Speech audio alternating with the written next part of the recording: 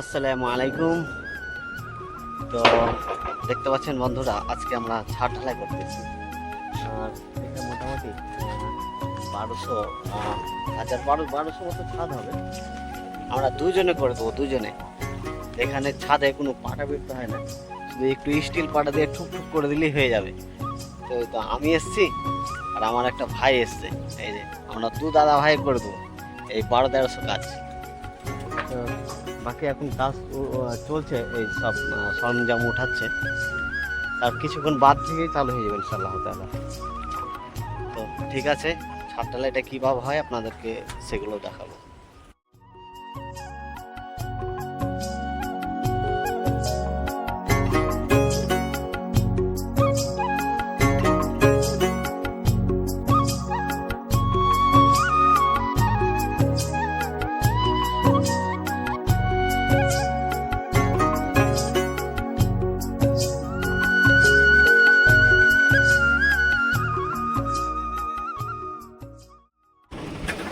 তো বন্ধুরা, আমাদের ছাদ ঢালাই শুরু হয়ে গেছে।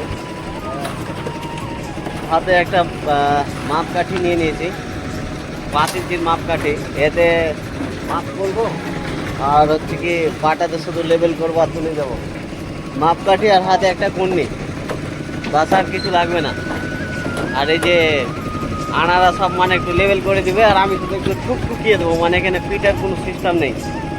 তো শেষ পর্যন্ত দেখা যাক কতটা টাইম লাগছে। এই সবে ঢালাই স্টার্টিং হলো। তো ঠিক আছে, আবারও কোনো সময় আমি ইনশাল্লাহ দেখাচ্ছি ভিডিও করে।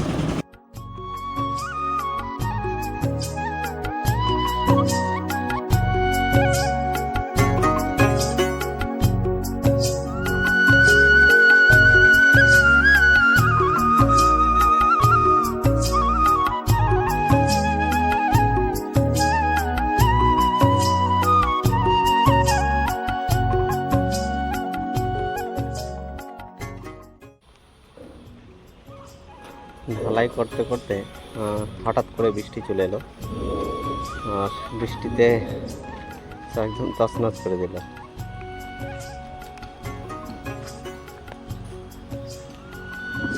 হাফের বেশিটা হয়ে গেছে, অল্পটা বাকি আছে।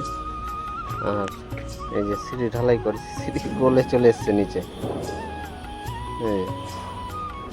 মানে এখানে সিঁড়ি হচ্ছে এমনি, নিচে একটা স্টপ করা হয়েছে আর বাকিটা এখানে এমনি প্লেট করা হয়েছে। এবার ইটের ধাপ হবে এরকম। তো গলে চলে এসছে, যাই হোক আবার ঠিক করতে হবে। আর বর্তমান ঢালাইয়ের অবস্থা এরকম। আর আবহাওয়া পুরোই খারাপ, একদম চারিদিকে বৃষ্টির আবহাওয়া। পুরো পাহাড়টা একদম পুরো বৃষ্টিতে ঢেকে গেছে। তো বুঝতে পারছেন বন্ধুরা, এখানে ঢালাই হচ্ছে। ঢালাই করার পরে কিন্তু আবার এখানে ঝাঁটা মারতে হয়। তো ঝাঁটা মেরেছিলাম কিছুটা, ঝাঁটা মারার পরে বৃষ্টিতে কিন্তু আবার লেভেল হয়ে গেল। তো মনে হচ্ছে যে আবারও ঝাঁটা মারতে হবে। তো দেখা যাক, আজকে যদি বৃষ্টি না ছোটে তাহলে ঝাঁটা মারা হবে না, কালকে হয়তো মারতে হবে। তো দেখা যাক কতটা কি হয় আর কি।